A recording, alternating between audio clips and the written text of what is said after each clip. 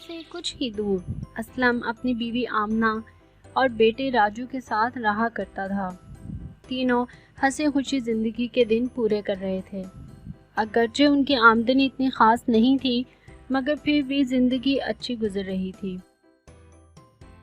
اسلم جنگل سے جڑی بوٹیاں اور لکڑیاں جمع کر کے انہیں گاؤں میں بیچا کرتا تھا۔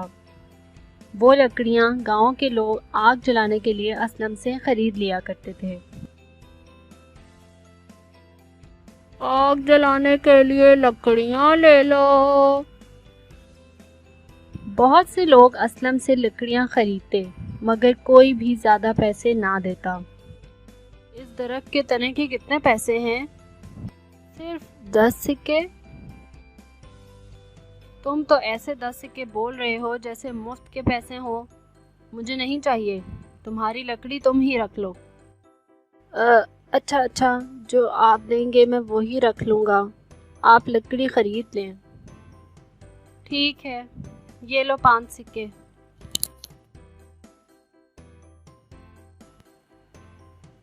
اسلم نے وہ 5 سکے لیے اور گاؤں میں ہی ایک دکان پر گیا اور گھر کے سامان کے لیے سوچنے لگا۔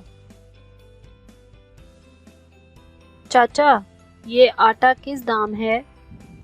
3 سکے کا 1 کلو۔ ٹھیک ہے، آدھا کلو دال اور 1 کلو آٹا دے دو۔ یہ لو بیٹا، تمہارے 5 سکے ہو گئے۔ اسلم اپنے پورے دن کی کمائی سے صرف کچھ ہی راشن خرید پایا۔ اس کا روزانہ کا یہی معمول تھا۔ وہ راشن لے کر گھر کو نکل پڑا اور اپنی بیوی کو دیا۔ آمنہ نے فوراً سی روٹیاں اور دال بنائی اور تینوں نے کھائی۔ یہی ان کی معمول کی زندگی تھی۔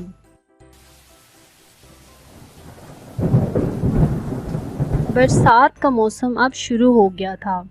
اسلم کا کام یہی تھا، وہ جنگل سے لکڑیاں کاٹ کر انہیں گاؤں میں بیچ دیتا۔ آگ جلانے کے لیے لکڑیاں لے لو۔ صبح سے شام ہو گئی، اسلم کی لکڑیاں نہ بکی۔ بارش کی وجہ سے کوئی بھی گھر سے باہر نہ آیا۔ آخر شام میں اسلم نے وہ سب لکڑیاں اٹھائیں اور گھر کو نکل پڑا۔ آج میں اپنے بیوی بچے کے لیے کچھ نہیں خرید پایا ہوں۔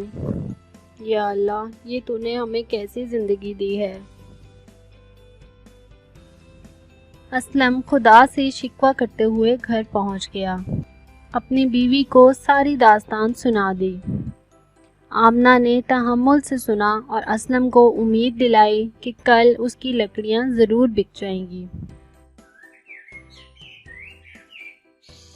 اگلی صبح اسلم دوبارہ وہ لکڑیاں لے کر بازار گیا مگر آج بھی کوئی خریدار نہ آیا۔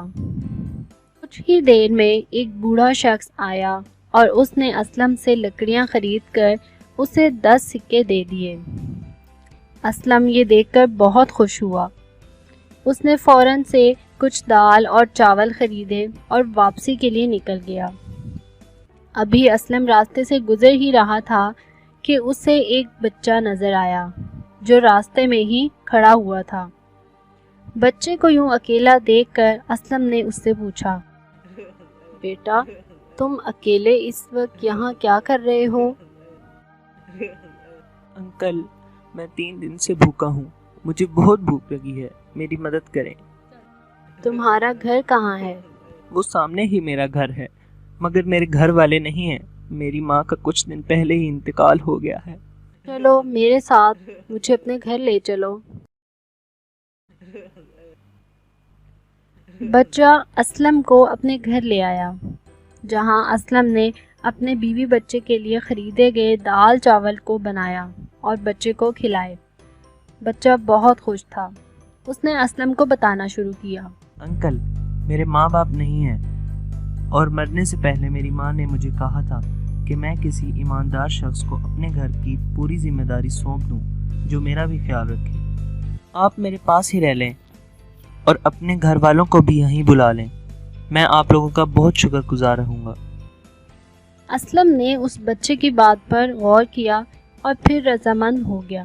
اگلی صبح وہ آمنہ اور راجو کو لے کر اس بچے کے گھر میں آ گیا اور یہ دیکھ کر حیران رہ گیا کہ اس گھر میں بہت کچھ تھا، ہر طرح کا کھانا اور ضرورت کی ہر چیز۔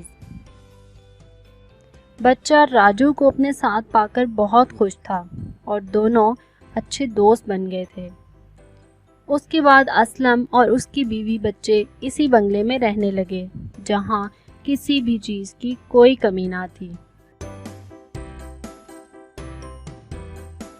تو بچوں، اس کہانی سے ہمیں یہ سبق ملا کہ جو انسان دوسروں کے ساتھ بھلائی کرتا ہے، اللہ اس کے ساتھ بھی بھلائی کر دیتا ہے۔